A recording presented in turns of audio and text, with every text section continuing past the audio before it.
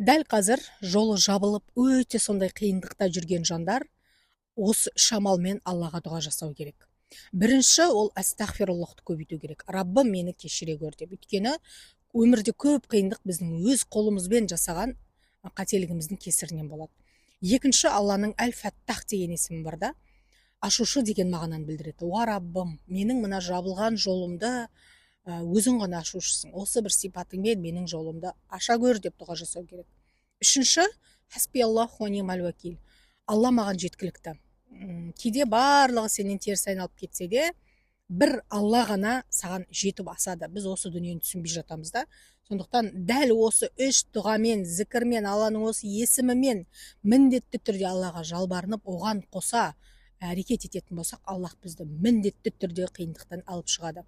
Ең бастысы, қиындық келді деп қарап жылап отыруға болмайды.